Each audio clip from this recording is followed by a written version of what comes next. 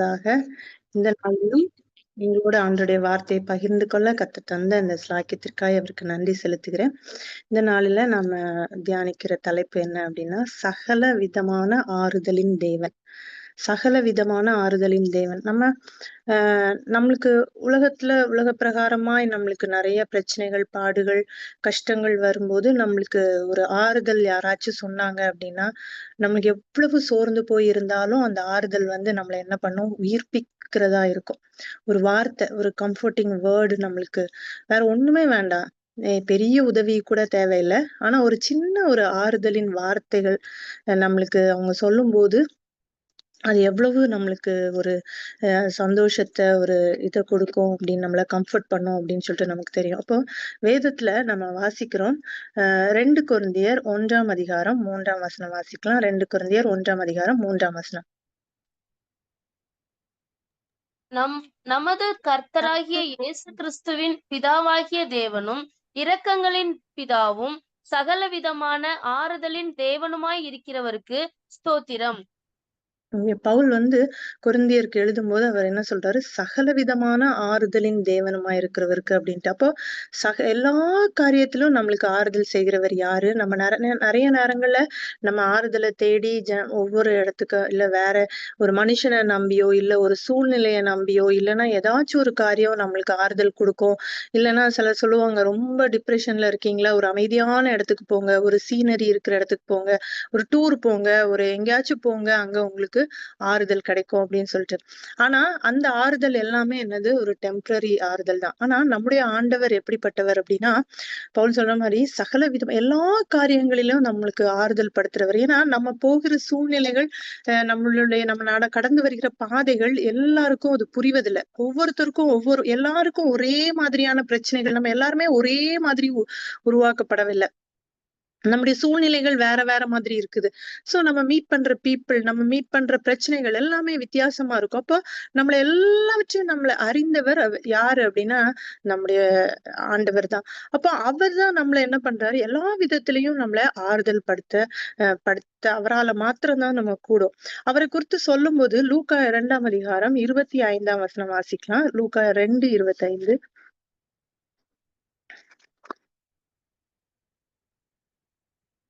அப்பொழுது சிமியோன் என்னும் பெயர் கொண்ட ஒரு மனுஷன் எருசலேமில் இருந்தான்.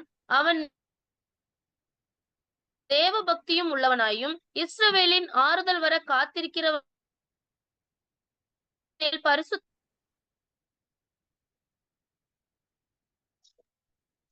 அப்போ கேக்குதா? அப்போ ஆண்டவருடைய வருகையை அவரை குறித்து அவருடைய வருகையை குறித்து அவருடைய பிறப்பை குறித்து காத்திருக்கிற அந்த சிமியோனை குறித்து சொல்லும் போது, அவன் இஸ்ரவேலின் ஆறுதல் வரை காத்திருக்கிறவனுமா இருந்தான் அப்படின்னு சொல்லிட்டு இங்க கூறப்பட்டிருக்கிறது. அப்போ ஆண்டவரை குறித்து சொல்லும் போதே அங்க அவர் இஸ்ரவேலின் ஆறுதல். நம்ம எல்லாருமே ஆவிக்குரிய இஸ்ரவேலர்கள் தான்.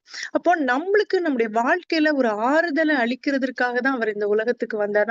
நம்முடைய பாவங்களை ரட்சிக்க வந்தார், நம்மள மீட்க வந்தார், நம்மள பரிசுத்த பாதையில நடத்த வந்தார், நம்மளுக்கு நித்திய ஜீவனை கொடுக்க வந்தார் அப்படின்லாம் நம்ம நிறைய சொல்றோம். அப்ப இந்த இடத்துல நம்ம பார்க்கும்போது சிமியோன் குறித்து சொல்லும் போது, சிமியோன் ஒரு தேவ பக்தி உள்ள மனுஷனா இருந்தான். அவன் எதற்காய் காத்திருந்தான் அப்படின்னா, இஸ்ரவேலின் ஆறுதல் வர காத்திருக்கிறவனா இருந்தான். அப்ப நம்முடைய தேவன் எப்படிப்பட்ட தேவனா இருக்கிறார்? அவர் ஆறுதலின் தேவனா இருக்கிறார். அந்த ஆறுதலுக்காக அந்த சிமியோன் காத்திருக்கிற அந்த ஆறுதலின் தேவனுக்காக அவன் காத்திருக்கிற அந்த காரியத்தை நம்ம பார்க்கிறோம். இதே போல ஏசாயால கூட நம்ம வாசிக்கலாம். ஏசாயா 51:12.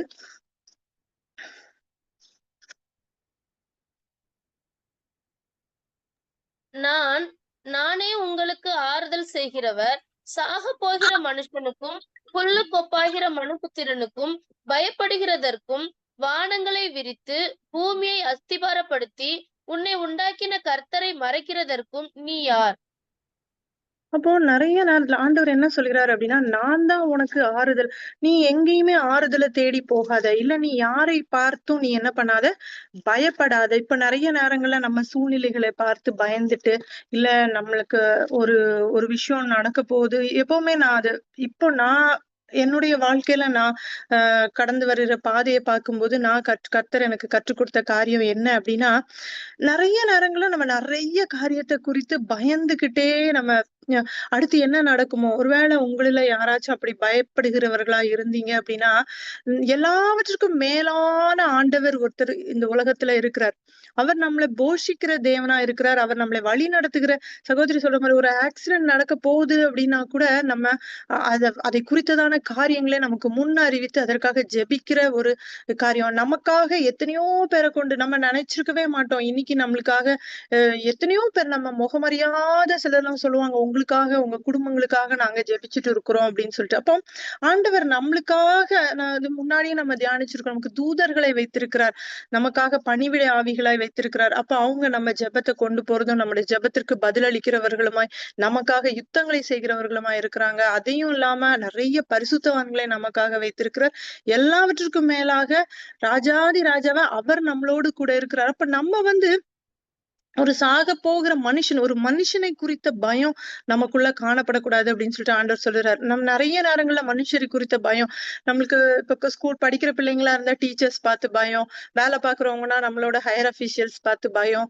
இல்ல மருமகளா இருந்தா மாமியாரை பார்த்து பயம். இல்ல நெறைய நேரங்கள்ல நம்ம நம்ம ஏதாச்சும் ஒரு இத குறித்து நம்மளுக்கு பயந்துகிட்டே இருப்போம். ஆனா நம்ம நம்மளுடைய அறிவின்படி நம்மளுக்கு என்ன தெரியுதோ அதுதான் நம்மளுக்கு அது பெரிய விஷயமா தெரியும். நம்மளுடைய பயமோ, சூழ்நிலைகளோ நமக்கு ஆனா எல்லாவற்றையும் உண்டாக்கின ராஜாதி ராஜா, கர்த்தாதி கர்த்தா அவர் வந்து நம்மள நம்ம கூட இருக்கிறார் அப்படின்னு சொல்லிட்டு இப்போ உங்க கூட 24 மணி நேரமும் ஒரு பாதுகாப்பு அதிகாரி யாராச்சும் உங்களுக்கு எங்க போனாலும் இருக்கிறாங்க. உங்களுக்கு எல்லாமே பண்றாங்க அப்படின்னா, நம்மளுக்கு அது எவ்வளவு ஒரு சேஃபா நம்ம ஃபீல் பண்ணுவோம். எங்க போனாலும் தனியா போகுற ஒரு காரியம் நம்மளுக்கு இருக்காது.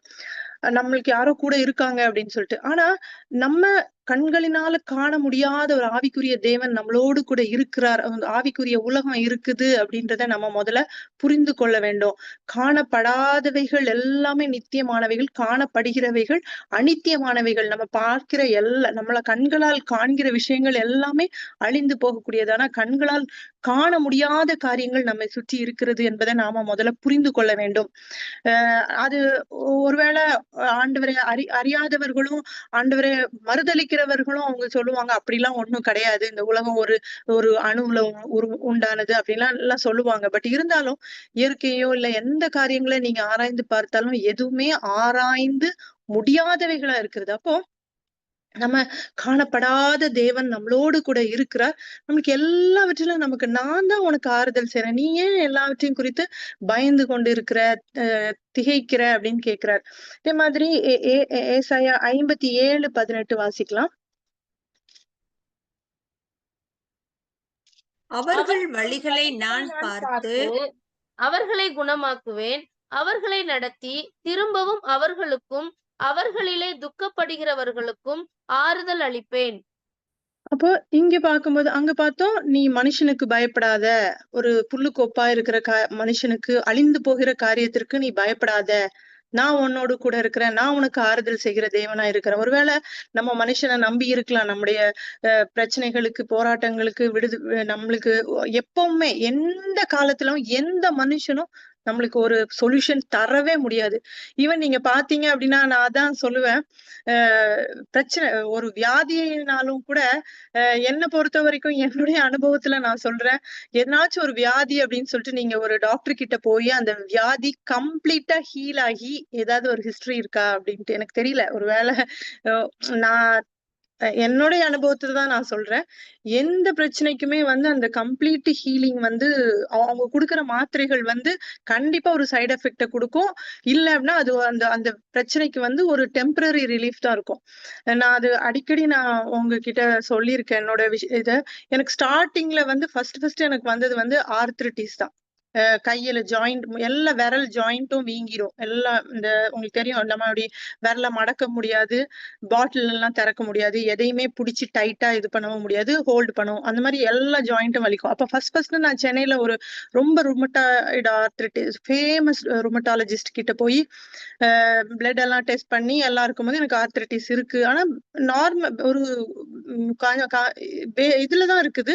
ரொம்ப உங்களுக்கு ஜாஸ்தியாலாம் இல்ல. பட் ஆனா அதுக்கே வந்து நான் அவ்வளவு சஃபர் பண்ணேன். காலைல எந்திரிச்சா கொஞ்சம் ஸ்டிஃபா இருக்கும் கையெல்லாம்.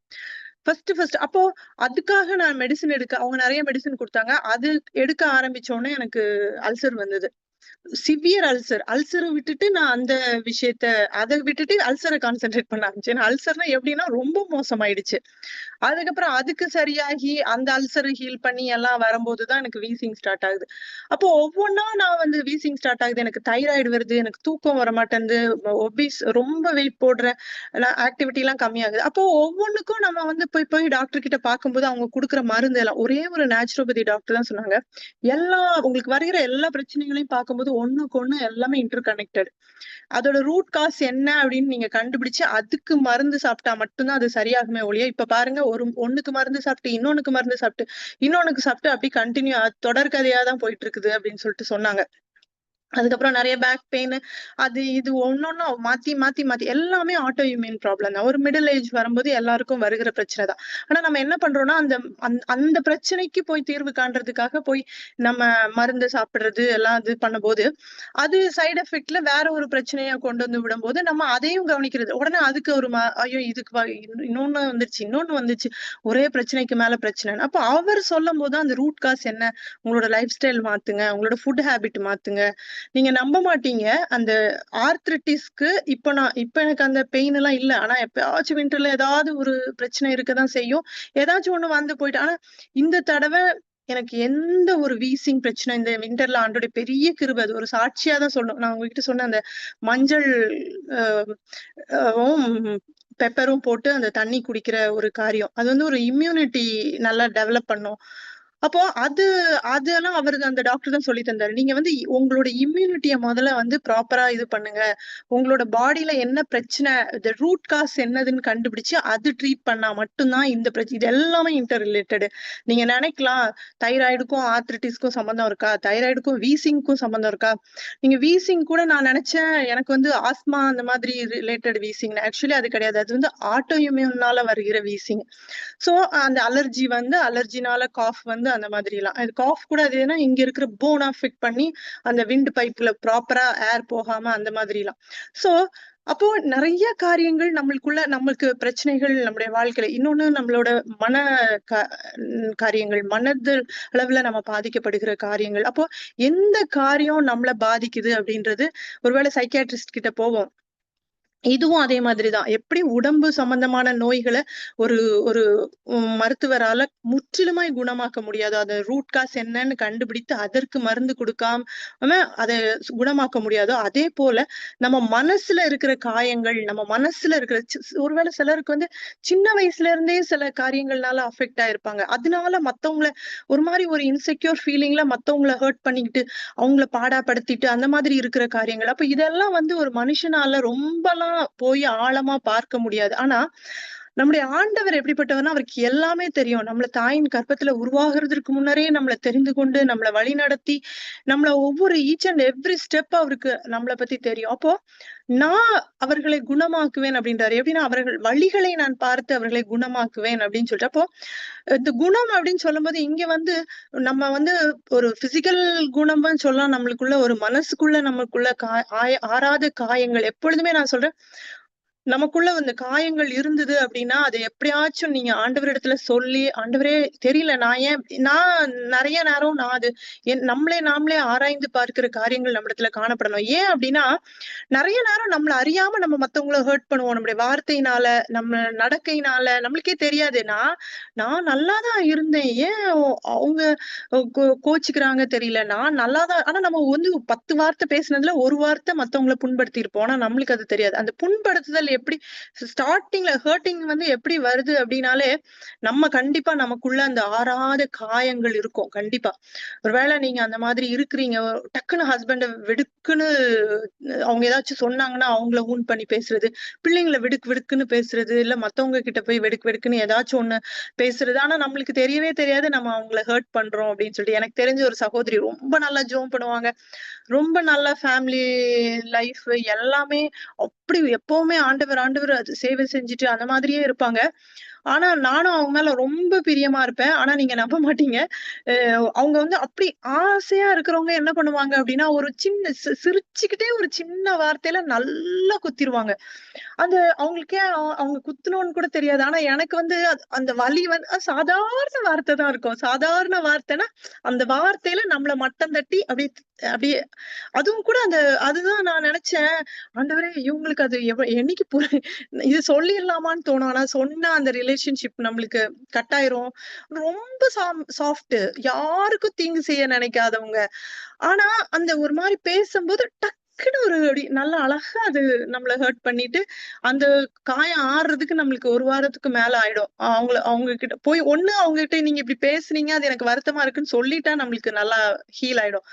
பட் அது சொல்ல முடியாது. அப்ப திரும்பி நீங்க அவங்கட்ட கேட்டா கூட அவங்களுக்கு மேபி அது நம்ம ஹர்ட் பண்ணோன்றது புரியாது. ஆனா, நெறைய இன்சிடென்ட்க்கு அப்புறம் நான் நெனச்சேன் அது அவங்களுடைய மனசுல இருக்கிற ஆறாத காயம் அந்த மாதிரி ஒரு வெளிப்படுது அப்டின்னு சொல்லிட்டு. ரியலி ரொம்ப ஆச்சரியமா இருந்தது.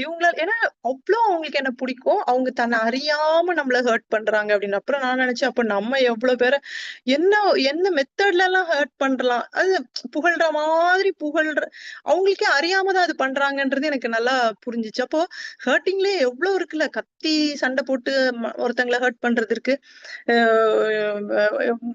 அத என்ன சொல்ல ஊசி குத்தி குத்தாம மாதிரிலாம் பண்ற மாரி இருக்கு. நம்மளே நல்லவங்க ஆனா, அவங்க அறியாம அவங்க வார்த்தைகளினால காயப்படுத்துகிற காரியங்கள்லாம் இருக்குது. அப்போ நம்மிடத்துல அந்த காரியங்கள் இருக்குதா அப்படின்னு சொல்லிட்டு நம்ம பார்க்கணும். அப்போ நம்ம ஜெபிக்கும்போது ஆண்டவர் என்ன பண்றாருன்னா, நம்முடைய வலிகளை பார்த்து நம்மள குணமாக்கி நமக்கு எந்த விதமான பிரச்சனைகள், எந்த விதமான ஒரு காயங்கள், இப்ப செல்வி சொன்ன மாதிரி எத்தனையோ பேருடைய தலையணைய கண்ணீரால எத்தனையோ பேருடைய வாழ்க்கையில அந்த மாதிரி ஒரு சூழ்நிலைகள் இருக்கும். நம்முடைய தலையணையில நம்ம தலை வச்சு தூங்குவோம். ஆனா, நம்முடைய நம்முடைய கண்ணீரால அந்த இது நனைஞ்சு ஒரு அனுபவத்துக்குள்ள நாம போயிட்டு இருக்கிறோம் அப்படின்னா, கண்டிப்பா முதல்ல நம்ம ஆண்டவர்ட்ட கேட்போம். ஆண்டவரே என்னுடைய காயங்கள் எல்லாவற்றையும் நீங்க முற்றிலுமாய் இது பண்ணி எனக்கு ஆறுதல் செய்யுங்க அப்படின்னு சொல்லிட்டு. ஏன்னா, நம்முடைய ஆண்டவர் என்ன பண்ணுகிறார்? காயம் கட்டுகிற தேவனா இருக்கிறார். நமக்கு ஆறுதல தருகிற தேவனா இருக்கிறார். அடுத்தது நம்ம பார்க்கும்போது ரோமர் 15:6 வாசிக்கலாம். ரோமர் 15:6.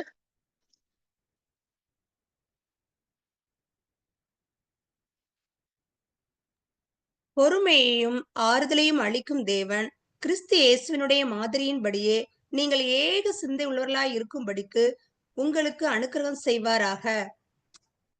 இப்போ இந்த காலத்துலலாம் வந்து நம்மளுக்கு பொறுமை அப்படின்னு சொல்லும்போது, பிராக்டிகலா வந்து நல்லா நம்ம எவ்வளவுதான் ஜெபம் பண்றோம். இப்போ சர்ச்லலாம் எப்பவுமே சொல்லுவாங்க, "நீங்க வேத வசனத்த படிங்க, வேத வசனத்த தியானிங்க. அந்த வார்த்தைகள் உங்களுக்குள்ள போக போக அது உங்கள கிரியை செய்து உங்களுக்குள்ள ஒரு பொறுமைய கொடுக்கும். ஒரு இத குடுக்கும்" அப்படின்னு சொல்லுவாங்க. பட் ஆனா நான் நெறைய நேரம் நெனைப்பேன், நம்ம எல்லாம் "ஆண்டவரே எனக்கு பொறுமையை தாரும்" அப்படின்னு சொல்லிட்டு நல்லா ஜெபம் பண்ணிட்டு போயிட்டு, அங்க பொறுமைய இழந்து போகிற ஒரு சூழ்நிலைக்குள்ள நம்ம தள்ளப்படுவோம். நெறைய நேரம் நம்மளுக்கு டெஸ்ட் வரும். இந்த காரியத்துல பொறுமையா இருக்கணும் ஆண்டவரே. நம்ம வந்து எப்படின்னா மெக்கானிக்கலா நம்ம ஒரு காரியத்த கேட்போம், பண்ணுவோம். நான் பொறுமையா இருக்கணும், பொறுமையா இருக்கணும், பொறுமையா இருக்கணும். அ நான் இந்த விஷயத்துல வந்து நான் கோவப்படக்கூடாது. நான் என்ன சொல்றது? நான் வந்து இந்த மாரி இருக்கக்கூடாது. நான் எதுக்குமே ரியாக்ட் பண்ணக்கூடாது. அப்படிலாம் சொல்லிட்டு நம்ம நல்லா ஜெபம் பண்ணிட்டு தான் போவோம். ஆனா, அங்க இருக்கிற சூழ்நிலை என்ன ஆகும் அப்படின்னா, நம்மளுடைய பொறுமைய சோதிக்கிற மாதிரி ஆயிடும். அப்போ இந்த பொறுமைய நம்மளுக்குள்ள அந்த ஒரு பொறுமைய ஆறுதலையும் நம்மளுக்கு எப்படின்னா, இப்போ ஒரு இடத்துல உங்களுக்கு பொறுமைய காண்பிக்கணும். நான் ஒரு எக்ஸாம்பிள் சொல்றேன். அதுவும் என்னுடைய லைஃப்ல இருந்தே நான் சொல்றேன். எனக்கும் பொறுமையே கிடையாது. நானும் ரொம்ப போராடுவேன். ஆண்டவரே இவ்ளோ ஜெபம் பண்றோம், இவ்ளோ பைபிள் வாசிக்கிறோம், இவ்ளோ காரியங்கள நீர் கற்று தந்திருக்கிறீரே! இதுல வேற எனக்கு ரொம்ப பயமா இருக்கும். மெசேஜ் குடுக்குறது வந்து ஏன்னா, நம்ம நீ அ ரொம்ப போதகனா நீ கரெக்ட்டா இல்ல அப்டின்னா, நீ வந்து நான் வந்து ரியலி சொல்றேன். நான் கற்றுக்கொண்ட சில விஷயங்கள் எனக்கு ஆண்டவர் கற்றுக் கொடுத்த காரியங்கள நான் உங்களோட ஷேர் பண்றேன். அவ்வளவுதான். நானும் உங்களே மாதிரி தான். ஒண்ணும் நம்மளுக்கு நான் மேபி வேணா உங்கள விட கம்மியா தான் நான் ஜெபிக்கிற இல்ல இருக்கிற காரியங்கள் இருக்கும். எனக்கு அதனால எப்பவுமே கில்ட்டியா இருக்கும். அந்த ஜெபம் பண்ணும்போது சொல்றேன், ஆண்டவரே நீர் என்னோடு பேசு. என்னுடைய நாவ நீர் பயன்படுத்திக் கொள்ளும். என்ன நீர் பயன்படுத்திக் கொள்ளும். ஏன்னா ஏதோ ஒரு காரியத்துக்காக நீர் என்னை தெரிந்து கொண்டிருக்கிறீர். அந்த காரியத்தை என்னுடைய வாழ்க்கையில நீங்க நிறைவேற்றுங்க. மத்தபடி வந்து நான் குட் அப்படின்லாம் ஒண்ணுமே கிடையாது. அப்ப எனக்குள்ள ஒரு பொறுமை இல்ல. எனக்குள்ள ஒரு இது மாதிரி நிறைய காரியங்கள் எனக்குள்ள கோவம் வருது. எனக்குள்ள ஆத்திரம் வருது. ஏன் இதெல்லாம் என்னால வந்து சகிச்சுக்க முடியல. டக்கு டக்குன்னு வந்துரும் வார்த்தை. அப்போ எங்க அக்கா கூட சொல்லுவாங்க. எங்க அம்மா வந்து எப்படின்னா, எங்க அப்பா வந்து பேசுனாங்க அப்படின்னா, ஒரு வார்த்தை கூட திருப்பி பேச மாட்டாங்களாம். திரும்பி தான் தப்பே செஞ்சிருந்தா கூட அப்பா திட்டிட்டாங்க அப்படின்னா, நான் பண்ணது கரெக்ட்ன்னு கூட சொல்ல மாட்டாங்களாம். அமைதியா இருப்பாங்களாம். இன்னைக்கு வரைக்கும் அப்படிதான் இருக்காங்க. சோ அப்ப நினைப்பேன், இந்த அம்மாவுக்கு பிறந்த பிள்ளையா இப்படி இருக்கு. விடுக்கு விடுக்கு விடுக்குன்னு ஏதாச்சும் ஒண்ணு யாரும் எதுவும் சொல்லிடக்கூடாது அப்படின்னு மாரி. ஆண்டவரே எனக்கு ஏன் இந்த பொறுமை வரல? ஏன் இந்த பொறுமை வரமாட்டேங்குது? அப்படின்னு சொல்லிட்டு யோசிக்கும்போது, அந்த சூழ்நிலைகளை புரிந்து கொண்டு, அந்த ஒரு நம்ம வந்து தேற்றப்பட்டு, அந்த ஒரு எப்படி சொல்றதுன்னா, இப்ப நான் சொன்ன மாதிரி தான். ஒரு காயம் இருந்ததுன்னா, கண்டிப்பா வந்து நம்ம மத்தவங்கள ஹர்ட் பண்ணுவோம் அப்படின்ற மாதிரி, நமக்குள்ள ஒரு ஒரு பொறுமை அந்த பொறுமையா ஆண்டவர் எப்படி தருவார்ன்னா, நம்மளுக்குள்ள அந்த சிச்சுவேஷன குறித்ததான ஒரு காரியங்கள விளக்கி, நமக்கு எல்லாவற்றையுமே புரிய வைத்து, இந்த கோவப்படுறதுனால இது ஒருவேள இப்ப இதுல கத்துறதுனால அவங்க புரிஞ்சுப்பாங்களா? அவங்க புரிஞ்சிருந்தாங்கன்னா, அவங்க அந்த விஷயத்த நம்மகிட்ட ஆர்க்யூ பண்ணவே மாட்டாங்க. எப்பொழுதுமே ஒரு விஷயம் புரிஞ்சுக்கணும். நம்மள வந்து நம்மகிட்ட வந்து ஒருத்தங்க ஒரு காரியத்தை குறித்து வாக்குவாதம் பண்றாங்கன்னா, கண்டிப்பா சிலருக்கு வந்து அது புரியாம நம்மகிட்ட வந்து கேட்கிற காரியங்கள் உண்டு. சிலர் வந்து வேணும்னே வாக்குவாதம் பண்றாங்க. வேணும்னே நம்மள வெறுப்பேத்துறாங்க. வேணும்னே சண்டை மூட்டுறாங்க. இல்ல ஏதோ ஒண்ணு பண்றாங்க அப்படின்னா, கண்டிப்பா அவங்க வந்து ரெடியா இல்ல. நம்ம என்ன பேசினாலும் அத கேட்கறதுக்கு ரெடியா இல்ல. எக்ஸ்பிளைன் பண்ண போகவே கூடாது. இன்னொன்னு வந்து என்ன அப்படின்னா, நம்ம ஆண்டவருடைய சமூகத்துல காத்திருந்து, ஆண்டவரிடத்திலிருந்து ஆறுதலை பெற்றுக்கொண்டோம். அந்த காரியத்தை குறித்ததான ஆறுதலை பெற்றுக்கொண்டோம் அப்படின்னா, ஆண்டவர் நம்மள கம்ஃபர்ட் பண்ணிட்டாரு அப்படின்னா, இப்போ ஒரு இடத்துக்கு போறீங்கன்னு வச்சுக்கோங்களேன். ரொம்ப பயங்கரமா சண்டை தான் வரும் அப்படின்ற ஒரு சூழ்நிலை இருக்கிற இடத்துக்கு நீங்க போறீங்க. ஐயையோ! அவ்வளவுதான் அப்படின்னு நினைச்சுட்டு நீங்க போகும்போது, அதுக்கு முன்னாடி போய் ஆண்டவரிடத்துல ஆறுதல பெற்றுக்கணும். ஆண்டவரே, நான் இந்த காரியத்துக்காக போகுறேன். இந்த சூழ்நிலைகள்லாம் வரும். ஆனா எனக்கு கோவம் வரும். ஒண்ணும் பண்ண முடியாது. அந்த கோவத்த எனக்கு அடக்குறதுக்கு எனக்கு உதவி செய்யுங்கன்னு சொல்றத விட, அந்த சூழ்நிலைகள ஓகே. என்ன வந்து ஆறுதல் படுத்துங்க ஆண்டவரே. நான் இந்த சூழ்நிலைய எப்படின்னா அப்போ அந்த அந்த அவர நம்மள தேற்றி, நான் இருக்கேன் உனக்கு. உன் உன் அப்பா அம்மாவோ, உன் கூட பிறந்தவங்களோ, இல்ல உன்ன சார்ந்து இருக்கிறவங்களையோ நீ நம்பி இல்ல. நான் உன்ன வழி நடத்துறேன். நீ யார குறித்தும் யோசிக்காத. உன் உன் நீ இந்த சூழ்நிலைய குறித்து நீ இது பண்ணாத. நான் தான் அத நடத்தி கொண்டு போகிறேன். எப்பவுமே நான் நினைப்பேன், யாராச்சும் எனக்கு விரோதமா கோவப்பட்டாங்க, இல்ல ஏதாவது குடும்ப சூழ்நிலைகள், கடினமான காரியங்கள் அவங்க பார்வோனின் இருதயத்தை கடினப்படுத்தினது யாரு? பாவம் அந்த பார்வோன். அவன் ஒழுங்கா விட்டுருப்பான். பட் பார்வோனின் இருதயத்தை மீண்டும் மீண்டுமாய் கடினப்படுத்தினது, அது நான் இந்த கதை அதுக்கப்புறம் நம்ம அத பத்தி காரியங்களை தியானிப்போம். சோ, அப்போ அந்த மாரி ஒரு சூழ்நிலைய ஆண்டவர் அங்க உருவாக்கி வைக்கும்போது, கண்டிப்பா நம்ம அவங்கள குறையே சொல்லக்கூடாதுல்ல. மனுஷன எப்படி குறை சொல்லணும்? பார்வோன் இருதயத்தை யார் கடினப்படுத்தினது? அப்போ அந்த ஆறுதல நீர் எனக்கு தாரும். அந்த இடத்துக்கு போறேன். நான் இதை குறித்து ஒரு ஒரு சமாதானத்த எனக்கு தாரும் ஆண்டவரே. நான் இந்த இடத்துல எப்படி நான் ரியாக்ட் பண்ணணும்? ஒண்ணுமே இல்ல. ஒண்ணுமே வேண்டாம். போய் முழங்கால் போட்டு கண்ண மூடிட்டு, இந்த சூழ்நிலைகள கடக்கிறதுக்கான பலன தாரும். ஆனா நான் பொறுமையா இருக்கணும். நான் இத பண்ணணும், அத பண்ணணும்னு சொல்லிட்டு நம்ம சுயமாய் நெறைய நேரங்கள்ல போராடும்போது நம்ம தோற்று தான் போறோம். ஆனா ஆண்டவரிடத்துல இந்த சூழ்நிலைகள அப்படியே சமாதானப்படுத்தி, எனக்கு ஒரு ஆறுதலையும், சமாதானத்த என் மனசுக்குள்ள தாங்க, அப்படின்னு சொல்லிட்டு நம்ம கேட்கும்போது, அவர் அந்த சூழ்நிலைகள நம்மளுக்கு சாதகமாக்கி, நம்முடைய மனசுல ஒரு இத குடுத்துருவாரு. நம்மளுக்கு பொறுமையும் அதனால தான் இங்க சொல்லப்பட்டிருக்கு. பொறுமையும், ஆறுதலையும் அளிக்கும் தேவன் கிறிஸ்து இயேசுவினுடைய மாதிரியின்படியே நீங்கள் ஏக சிந்தை அப்ப நம்மளுக்கு வந்து அவங்களும் மனுஷங்க தானே, நம்மள மாரி தானே. அந்த ஒரு இந்த இடத்துல குடுக்கும்போது அந்த ஒரு மனம், அந்த ஏக சிந்தைக்காக அது குடுக்கப்பட்டிருக்குது. அப்போ நமக்குள்ள அந்த ஒரு புரிதல் வரும்போது நம்மளுக்கு கண்டிப்பா என்னது வராது, கோவம் வராது. யாராச்சும் இப்போ நான் கொஞ்சம் கொஞ்சம் கொஞ்சம் ஒரு ஒரு ஒரு டாட் அளவுக்கு கொஞ்சூண்டு பொறுமை வந்திருக்கு. அ யாராச்சும் ஏதாச்சும் இப்ப என் ஃப்ரெண்டே கேட்பா, "என்னது அவ அவ்ளோ கத்திட்டு ஏதோ பண்ணிட்டு கிடக்குறா. நீ பாட்டுக்கு ஏதோ பண்ணிட்டு இருக்க. நீ என்ன அது சொல்ல மாட்டியா?" அப்படின்னா, "அவ சிச்சுவேஷன் அவ ஏதோ பண்ணி கத்திட்டு இருக்கா. இப்ப நான் வேண்டாம் நம்மளுக்கு அது தேவையில்ல. அதுல போய் எதுக்கு நுழைச்சிட்டு" அப்படின்ட்டு. சோ அந்த மாதிரி நம்மளுக்கு ஒரு ஆறுதலையும், பொறுமையும் ஆண்டவர் நமக்கு கட்டளையிடுவார். அப்போ நம்மள குணமாக்குகிற ஆண்டவர், நம்மள மனுஷனுக்கு பயப்படாம நம்மள பாதுகாக்கிறவர், நம்மளுக்கு ஒரு பொறுமையையும் அவர் நம்மளுக்கு தருகிறார். அதே மாதிரி பார்த்தீங்க அப்படின்னா, உபத்திரவத்துல இப்போ ஒரு உபத்திரவம் நமக்கு வருது. இப்போ நிறைய நேரங்கள்ல நம்ம என்ன சொல்றோம், ஒரு உபத்திரவத்தின் பாதையில நம்ம போறோம். இப்பதான் நான் சொன்ன மாதிரி அந்த உபத்திரவமும் ஏன் நம்மளுக்கு நேரிடுகிறது, இல்ல அந்த உபத்திரவத்தினால நம்ம என்ன ஆக போகிறோம். நிறைய ஒவ்வொருத்தருக்கும் அவங்கவுங்க அதான் எப்பொழுதுமே விசுவாச அளவுன்னு இருக்கு. அதே மாதிரி உபத்திரவம், சோதனை ஒவ்வொருத்தருக்கும் தாங்கக்கூடிய ஒரு அளவு இருக்கு. கண்டிப்பா சொல்றேன், ஒருவேளை நீங்க அதிகமான உபத்திரவத்துல போயிட்டு இருக்கீங்க அப்படின்னா, ஆண்டவர் அதிகமாய் உங்களை பயன்படுத்த போறார். இல்ல அதிகமாய் அவருக்குன்னு சாட்சியாய் உங்களை வைக்க போகிறார். அந்த மாதிரிதான் நம்ம புரிந்து கொள்ள வேண்டியது. 2 கொரிந்தியர் 1ஆம் அதிகாரம் 4ஆம் வசனத்துல இருந்து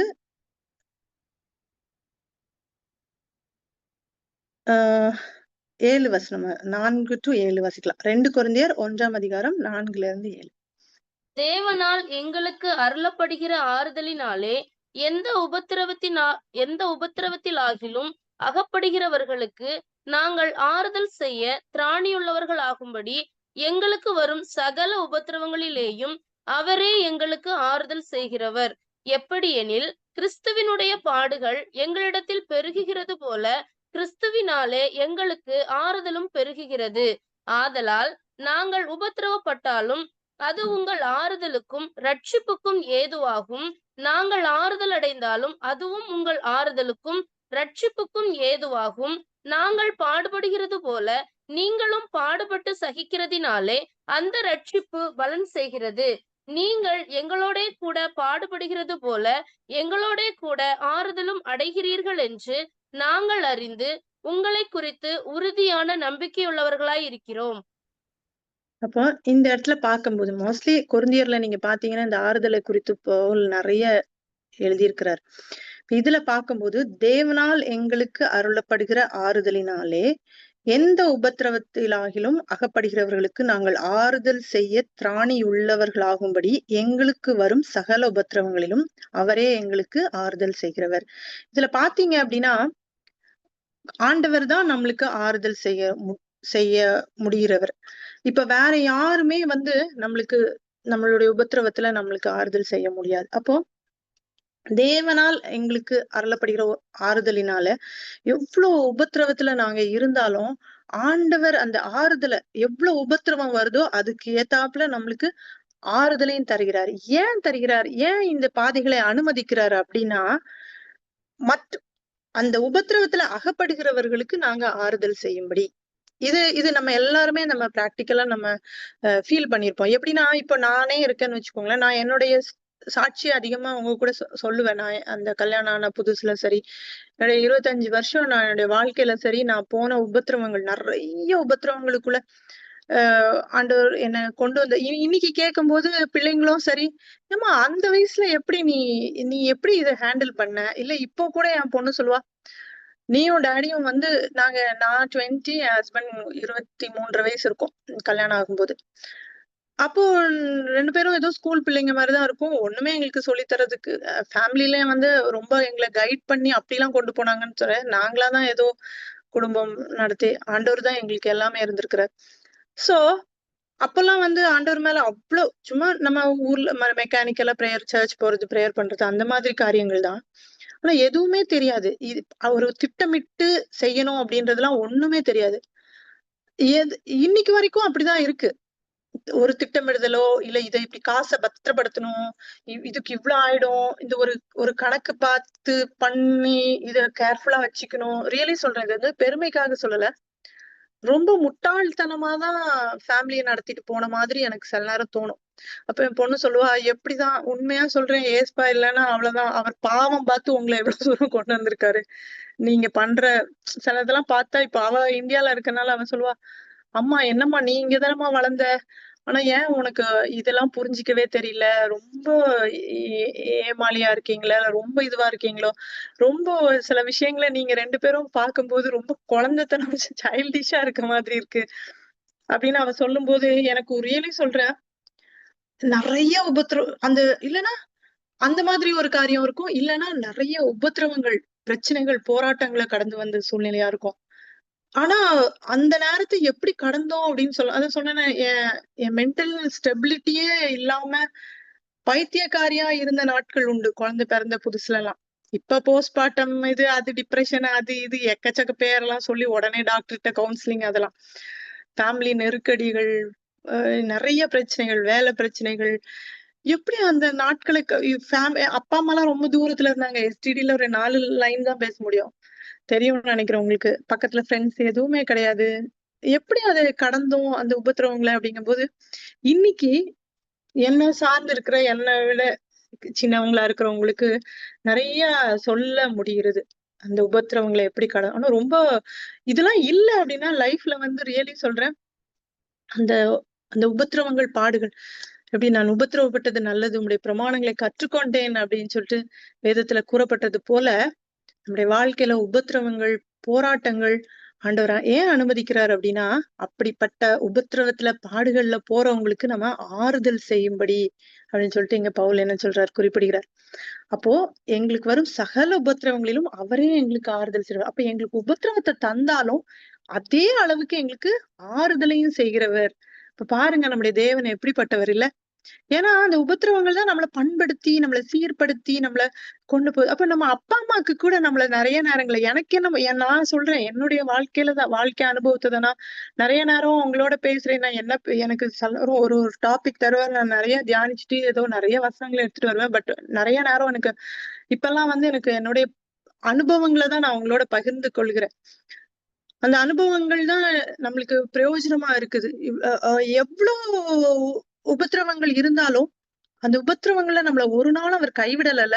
நம்மள எவ்வளவு அழகா வழி நடத்தி அந்த அதனால அந்த அந்த உபத்திரவங்கள்னால இன்னைக்கு நம்ம நம்ம வந்து ஒரு ஒரு நல்ல ஒரு நிலைமையில நல்ல ஒரு பண்பட்ட ஒரு பிள்ளைகளாய் நம்மள ஆண்டவர் வைத்திருக்கிறார் அப்படி சொல்லும் போது அப்போ அதை பத்தி யோசிக்கும் போது நான் ஏன் அது ஒரு குறிப்பிட்ட வயசு வரைக்கும் இருக்கும் கண்டிப்பா. ஐயோ நான் இவ்வளவு கஷ்டப்பட்டேன் மாமியார் என்ன இவ்வளவு கொடுமைப்படுத்துனாங்க இவங்க என்ன எவ்வளவு கொடுமைப்படுத்துறாங்க எங்க அண்ணன் என்ன இப்படி பண்ணிட்டான் எங்க அப்பா அம்மா என்ன இப்படி பண்ணாங்க எங்க பக்கத்து வீட்டுல இப்படி பண்ணிட்டாங்க அதை பண்ணிட்டாங்க இதை பண்ணிட்டாங்க அப்படின்னு சொல்லிட்டு ஒரு சர்டன் டைம் வரைக்கும் நம்மளுக்கு அது நம்ம பேசிட்டே தான் இருப்போம். அப்படி நீங்க ஒருவேளை பேசிட்டே இருக்கீங்கனாலும் கவலைப்படாதீங்க. ஆண்டவர் உங்களோட கூட இருக்கிறார். ஒரு சர்டன் டைம் வரும்போது உங்களை எல்லாவற்றிலும் இருந்தும் உங்களுக்கு பொறுமையும் ஆறுதலையும் அந்த உபத்திரவத்துல ஆறுதலை தந்து அந்த உபத்திரப்படுறவங்களுக்கு அந்த மாதிரி ஒரு சூழ்நிலைகள்ல கடந்து போகிறவர்களுக்கு ஆறுதலை அளிக்கிறதுக்கு உங்களுக்கு உதவி செய்வார். அப்போ கிறிஸ்துவனுடைய பாடுகள் எங்களிடத்தில் பெறுகிறது போல கிறிஸ்துவினால எங்களுக்கு ஆறுதலும் பெறுகிறது. எவ்வளவு பாடுகள் வந்தாலும் அந்த பாடுகள் அதனால்தான் சொல்றேன் ஒருவேளை அவர் நிமித்தம் ஆனா நம்ம என்ன பண்ணிடுவோம்னா நிறைய நேரம் எனக்கு ஏதாச்சும் பிரச்சனை நான் தான் சொல்றேன் வியாதியை குறித்துமே நான் சொல்றேன் ஒரு வியாதி வந்துச்சுன்னா அதை ஓவர் கம் பண்ணி ஜெயிக்கணும். நீங்க கவலைப்பட்டீங்கன்னு வச்சுக்கோங்களேன் கண்டிப்பா உங்க உடம்புல ஹார்மோன் எல்லாம் தாறுமாறா இம்பேலன்ஸ் ஆகி அடுத்த பிரச்சனை வந்துரும்.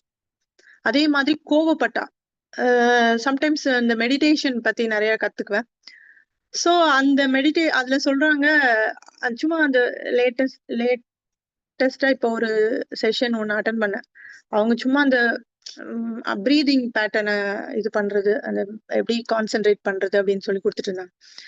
எனக்கு சும்மா கொஞ்ச நேரம் அமைதியா இருக்கணும் அந்த ஒரு 20 மினிட்ஸ் 30 மினிட்ஸ் அமைதியா இருக்கணும் அப்படின்றதுக்கு எங்க ஃப்ரெண்டு கூப்பிட்டாங்கன்றதுக்காக போனேன். அவங்க காட் பத்தி அந்த இதெல்லாம் ஒண்ணும் கிடையாது. ஜஸ்ட் பிரீதிங் அமைதியா இருக்கணும் காம்னஸ் அந்த மாதிரி சொல்லி கொடு. இப்ப அவங்க என்ன சொல்றாங்கன்னா கோவம் அந்த ரொம்ப கோவப்படும் போது என்ன ஆகும் அப்படின்னா நம்ம உடம்புல கடற்கடன்னு கெமிக்கல் ரியாக்ஷன் ஆகுமா. இப்ப நம்ம ஒரு ஒரு சோப் பவுடருக்குள்ள ஏதாச்சும் ஒரு இது போட்டோம் ஒரு மஞ்சள் ஏதாவது போட்டோம்னா அது ரெட் ஆகும்ல. அது ஃபார் எக்ஸாம்பிளுக்கு சொல்றேன். இப்போ ஒரு ஏதோ ஒண்ணு அழுக்குப்பட்டிருக்கு மஞ்சள் ஏதோ கரைப்பட்டிருக்குன்னா நம்ம அதுல சோப்பு தேய்ச்சோம்னா உடனே அது ரெட் ஆகும். சடனா அந்த கெமிக்கல் ரியாக்ஷன் நடக்கும். அதே மாதிரிதான் கோபப்படுறதுனால நம்ம பாடியில பயங்கர ரியாக்ஷன் நார்மலா இருக்கிற ஒரு ப்ராசஸ். இப்ப மோரே நீங்க பாத்தீங்கன்னா அந்த காப்பர் பாத்திரத்துல மோரை வச்சு குடிச்சீங்கன்னு வச்சுக்கோங்களேன் கண்டிப்பா சிலருக்கு ஒத்துக்காது. இன்னொன்னு கிரீனாவும் ஆகும். ஏன்னா அது ரியாக்ஷன் ஆகுறது. இப்ப எனக்கெல்லாம் நானும் தெரியாம ஒரு நாள் இந்த செம்பு பாத்திரத்துல தண்ணி குடிக்கிற மாதிரி மோரை ஊத்தி குடிச்சுட்டேன். அன்னைக்கு ஃபுல்லா லூஸ் மோஷன் பாடி இன்ஃபெக்ட் ஆயிடுச்சு. சோ புரிஞ்சுக்கோங்க. அப்போ அவ்வளவு கோபம் நம்மளுக்குள்ள இருக்கும்போது படும்போது அந்த பிபி ஏறும்போது அடுத்த செகண்ட் உடம்புல ஃபுல் ரியாக்ஷன் தாறுமாறாகி பாடியோட ஹோல் சிஸ்டமும் சேஞ்ச் ஆயிடும். இப்ப என்ன சொல்றாங்கன்னா, அமைதியா இருங்க. எந்த கோபமும் வந்து உங்களை இந்த மாதிரி நீங்க உங்க ஹெல்த் பத்தி கான்சியஸா இருக்கும்போது நீங்க அனாவசியமா கோவப்பட மாட்டீங்க, டென்ஷன் ஆக மாட்டீங்க அப்படின்னு. ஆனா இங்க நம்ம வேதம் என்ன சொல்லுதுன்னா, நிறைய பாடுபடும் போது ஆண்டவரிடத்துல இருந்து என்ன வருது? ஆறுதல் பெருகுகிறது அப்படின்னு சொல்லிட்டு நம்ம பார்க்கிறோம். அப்போ நான் உபத்திரவப்பட்டது நல்லது. ஏன்னா ஆண்டவரிடத்துல இருந்து நிறைய ஆறுதலை பெற்றிருக்கிறோம். அதனாலதான் நம்ம அந்த சூழ்நிலைகளை கடக்க முடிஞ்சுச்சு. ஒருவேளை இந்த உபத்திரவங்களுக்குள்ள நம்ம கடந்து போயிட்டு இருந்தாலும், ஆண்டவரே ஸ்தோத்திரம், ஆண்டவரே ஸ்தோத்திரம். அந்த பாடுகள்ல உம்முடைய ஆறுதல்கள் என்ன இது பண்ணிட்டோம். ஏன்னா நீர் ஆறுதலின் தேவனா இருக்கிறீர். இந்த உபத்திரவங்களை கடக்கிறதுக்கு எனக்கு உதவி செய்யுங்க. ஏன் அப்படின்னா, இந்த உபத்திரவங்களை நீர் ஏன் என் வாழ்க்கையில அனுமதிச்சிருக்கிறீன்னா, இது போல உபத்திரவங்களுக்குள்ள போறவங்களுக்கு நான் என்ன பண்ணணும்? ஆறுதல் அளிக்கிறதற்காக.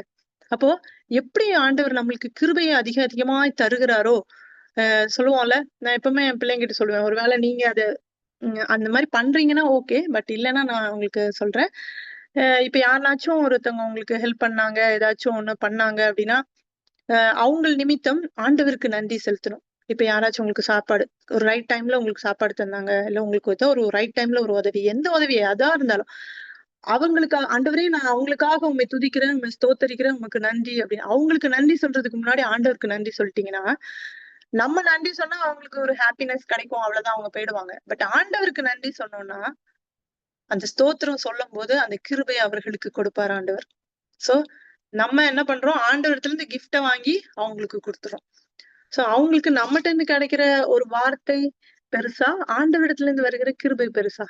அப்போ அதே மாதிரிதான் நம்மளுக்குள்ள பாடுகள் நிறைய வரும்போது நம்ம ஆண்டவருக்கு ஸ்தோத்திரம் சொல்லுவோம். உபத்திரவங்கள் வரும்போது ஆண்டவருக்கு ஸ்தோத்திரம் சொல்லுவோம். ஏன் அப்படின்னா, உபத்திரவப்படுகிற யாரோ நம்மளை விட உபத்திரவப்படுகிற யாரோ நமக்கு வெயிட் பண்ணிட்டு இருக்கா.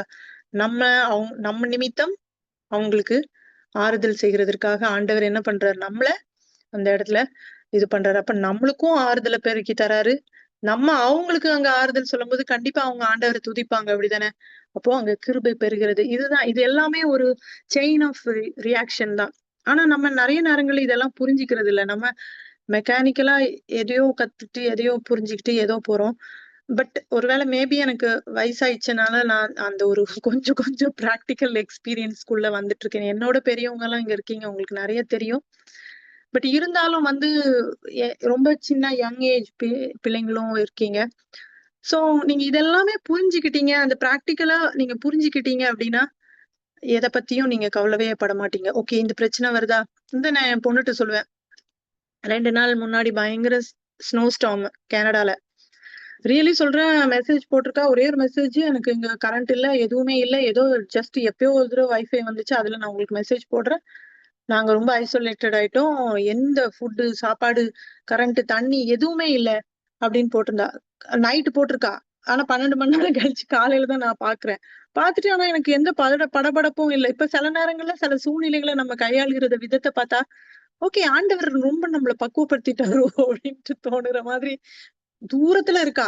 ஆனா விசா கிடையாது, எங்களுக்கு எதுவுமே கிடையாது. பட் தூரம்ன்றத யோசிச்சா கொஞ்சம் பயமா தான் இருக்கும். பட் ஆனாலும் ஆண்டவர் அவ்வளவு அழகா நேர்த்தியா நடத்துறார். அப்புறம் நைட்டு தான் பவர் கட் வந்த பிறகுதான் மெசேஜ் போட்டு சொல்றேன், நான் இவ்வளவு தூரம் இருக்கேன். என்ன பண்ணீங்க? என்ன கேட்டேன், கண்டீங்களே. நான் என்ன பண்றது? எங்களுக்கும் இங்க இருந்து நம்ம எந்த மெசேஜ் போட்டாலும் நம்மளுக்கு போகவும் போகாது. அங்க ஃபுல்லா பனி, அப்படியே பனி புயல் அடிச்சு எல்லாமே ரோடெல்லாம் பிளாக் எல்லாமேன்ற நாங்க என்ன பண்றோம்? அப்ப சொல்றா, ஆண்டவர் வந்து ஒரு ஓ ஒரு அவளோட கிளாஸ் ஃப்ரெண்ட் ஆஸ்திரேலியால படிக்கிறான். அவன் வந்து அந்த நேரம் மெசேஜ் போட்டிருக்கான். அவன்கிட்ட இந்த மாதிரி வி ஆர் ஸ்டார்விங்னு மெசேஜ் போட்டிருக்கா. அவங்க வில்லால ஒரு 4 பேர் இருக்காங்க. வி ஆர் ஸ்டார்விங்னு ஏதோ மெசேஜ் போட்டிருக்கா.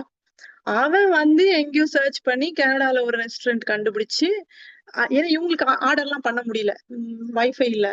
அவன் ஆர்டர் பண்ணி ஃபுட் அனுப்பிச்சிட்டு, அதுக்கப்புறம் கொஞ்ச நேரம் கழிச்சு பார்த்தா ஃபுட் வந்திருக்கு. பார்த்தா ஆரியன் அவன் பேரு அனுப்பிச்சிருக்கான். நிறைய அவங்க இதுல இருந்த எல்லாருக்குமே சேர்த்து அவன் சாப்பாடு அனுப்பியிருக்கான். வந்திருக்கு. அதுக்கப்புறம் கரண்ட் வந்தப்புறம் அவன் சொன்னானா, ஃபுட் வந்துச்சா, சாப்பிட்டியா அப்படின்ட்டு. அப்ப என்கிட்ட சொன்னா, ஆஸ்திரேலியால இருக்கிற ஆரியனுக்கு கூட அக்கறை இருந்தது, உனக்கு அக்கறை இல்ல, நீ நல்லா தூங்கிவிட்டு நான் என்ன பண்றது? நான் ஒண்ணுமே எனக்கு அந்த அறிவு கூட கிடையாது. அப்ப நான் சொன்னேன், அந்த ஃபுட் ஆரியன் அனுப்பல, ஆண்டவர் அனுப்புனாரு.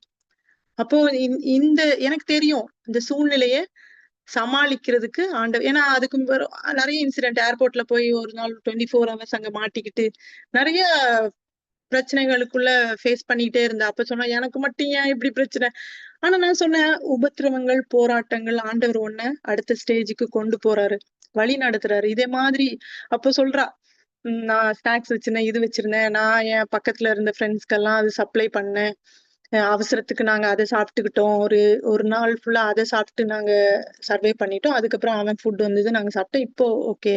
ஆனா இன்னும் நான் இந்த மாதிரி ஒரு சிச்சுவேஷன் வரும்போது எப்படி நாங்க ஹேண்டில் பண்ணணும்ன்றத ஆண்டவர் கற்றுக் கொடுத்தாரு அப்படின்னு சொல்லிட்டு. இப்ப நான் சொன்னேன், அந்த உபத்திரவத்துக்குள்ள விட்டாம உன்னை சாப்பாடு இல்லாம விடல, உனக்கு எல்லாமே தந்தேன். எப்பவும் இங்க இருந்து போகும்போது கொஞ்சம் சாக்லேட்ஸ், கொஞ்சம் திங்ஸ் எல்லாம் கொடுத்து விட்டு, பத்திரம் நட்ஸ் எல்லாம் இது இருக்கட்டும்னா எல்லாத்தையும் தூக்கி போட்டு போவா. ஆனா ஃபோர்ஸ் பண்ணி கொடுப்பேன். மாத்திரை, மருந்து இதெல்லாம் வச்சுக்கணும். ஒரு பேசிக் திங்ஸ் இதெல்லாம் வந்து ஒரு எமர்ஜென்சிக்கு இருக்கணும். ஒரு டார்ச் லைட் சொல்லுவா, அங்க போய் டார்ச் லைட் எல்லாம் தராங்க, இந்தியால கொடுத்தாலும் பரவாயில்ல எதுக்கு. அப்ப சொல்றா, டார்ச் லைட், குட்டி டார்ச் லைட். அப்போ நம்மளுக்கு ஆண்டவர் அந்த உபத்திரவங்களை அனுமதிக்கிறது, அடுத்து நம்மளுக்கு ஃபேஸ் பண்ண, அதான் சொன்ன அந்த பழைய பழைய காரியங்கள் எல்லாம் இந்த புதிய உபத்திரவங்கள்ல உண்மையா எப்படி ரியலி எனக்கு அது ரொம்ப ஆச்சரியமா, ஆண்டவரே நான் இது எப்படி, பிள்ளை அங்க இருக்கு, சாப்பாடு இல்ல, ஒண்ணும் இல்ல, எல்லாம் உளுந்து கிடக்கு, மரம் எல்லாம், கரண்ட் இல்ல, தண்ணி இல்ல, ஐயோ நம்ம என்ன செய்வோம், நம்ம உடனே என்ன பண்ணுவோம், ஏதாச்சும் சொந்தக்காரங்களை ஒண்ணுமே பண்ணல, நான் ஏன் அமைதியா இருந்தேன்னு எனக்கும் புரியல. அப்பதான் யோசிச்சேன், ஓகே ஆண்டவர் என்ன அழகா வழி நடத்திட்டு போறாரு, நான் இருக்கேன், நான் பாதுகாப்பேன் அப்படின்னு சொல்லிட்டு. நான் அதான் சொன்னேன், ஆண்டவர் உபத்திரவம், எந்த உபத்திரவம், எந்த பாடுகளா இருந்தாலும் அவர் நம்மளுக்கு ஒரு அது தப்பி போகிறப்போ வழியை தருவார். இல்லைன்னா அவருடைய ஆறுதலை நமக்கு அதிகமாய் தருவார். அது ஏன் அப்படின்னா, நம்மளை போல உபத்திரவப்படுறவங்களுக்கு நம்ம ஆறுதல் அளிக்க. அப்போ பவுல் என்ன சொல்றாரு அப்படின்னா, அப்போ மத்தவங்க அதை ஆறுதல் அடையும் போது அவங்க அது நிமித்தம், நம்முடைய வார்த்தை நிமித்தம் அவங்க என்ன பண்ணுவாங்க, கண்டிப்பா ஆண்டவருக்கு நன்றி செலுத்துவாங்க. அவங்கள ஆண்டவர் ரட்சிக்கிறதற்கு அது ஏதுவாகும். அந்த ரட்சிப்பு பலன் அடையும். அப்போ நீங்கள் எங்களோட கூட பாடுபடுகிறது போல எங்களோட கூட ஆறுதலும் அடைகிறீர்கள் என்று. அப்ப யாரெல்லாம் பாடுபடுகிறீர்களோ எல்லாருக்கும் ஆண்டவருடைய ஆறுதல் உண்டு. உங்கள் நிமித்தம் இன்னொருத்தருக்கு ஆறுதல் கிடைக்கும். அது நிமித்தம் ரட்சிப்பும் உண்டாகிறது அப்படின்னு சொல்லிட்டு உங்களை குறித்து நான் நம்பிக்கையா இருக்கிறேன் அப்படின்னு சொல்லிட்டு. எவ்வளவு ஒரு காரியம் இல்ல. நான் இதுக்கு முன்னாடி நிறைய வாட்டி இந்த வசனத்தை வாசிச்சிருக்கேன். ஆனா இன்னைக்கு எனக்கு இந்த வசனம் ரொம்ப அழகா ஆண்டவர் எனக்கு புரியறதுக்கு, அந்த எனக்கு ரொம்ப அண்டர்ஸ்டாண்ட் பண்றதுக்கு எனக்கு ஹெல்ப் பண்ணாங்க. அதே மாதிரி வந்து 2 கொரிந்தியர் 7ஆம் அதிகாரம் 4ஆம் வசனம், 2 கொரிந்தியர் 7ஆம் அதிகாரம் 4, 5, 6, 7 வாசிக்கலாம். மிகுந்த தைரியத்தோடே உங்களுடன் பேசுகிறேன், உங்களை குறித்து மிகவும் மேன்மை பாராட்டுகிறேன், ஆறுதலால் நிறைந்திருக்கிறேன், எங்களுக்கு உண்டான சகல உபத்திரவத்திலேயும் பரிபூர்ண சந்தோஷமா இருக்கிறேன். எப்படி என்றால், நான் மக்கதோனியா நாட்டிலே வந்தபோது எங்கள் சரீரத்துக்கு இளைப்பாறுதல் ஒன்றுமில்லாமல் எப்பக்கத்திலேயும் உபத்திரவப்பட்டோம். புறம்பே போராட்டங்களும் உள்ளே பயங்களும் இருந்தன. ஆயிலும் சிறுமைப்பட்டவர்களுக்கு ஆறுதல் செய்கிற தேவன் தீத்து வந்ததினாலே எங்களுக்கு ஆறுதல் செய்தார்.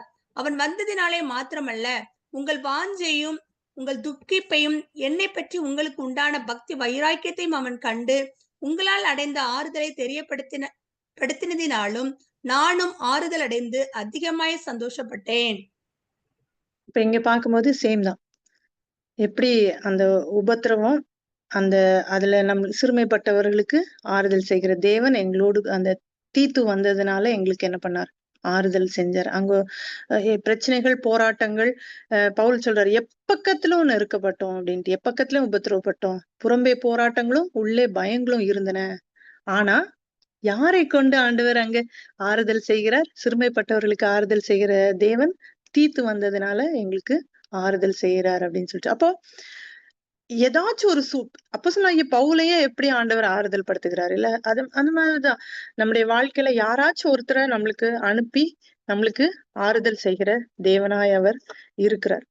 அதே மாதிரி நம்ம வந்து ஆண்டவர் நம்மளை எப்படி ஆறுதல் படுத்துகிறாரோ நம்மளும் அதே மாதிரி ஒருத்தருக்கு ஒருத்தர் நம்ம ஆறுதல் பண்ண, எப்படி நம்மளுக்கு ஆண்டவர் கொடுத்திருக்கிற ஒரு நம்மளுக்கு சுவிசேஷம் அறிவிக்க, நம்ம நிறைய நேரங்கள்ல நம்ம நிறைய எப்படி யோசிப்போம் அப்படின்னா, நான் வந்து நான் வந்து ஆண்டவருக்கு ஊழியம் செய்யணும், நான் வந்து ஜெபம் பண்ணணும், நான் வந்து வேதம் வாசிக்கணும், நான் வேதத்துல இவ்ளோ கத்து தெரியணும், நான் இப்படி இருக்கணும், அப்படி இருக்கணும் அப்படிலாம் நிறைய நம்மளுக்குள்ள ஒரு இது இருக்கும்.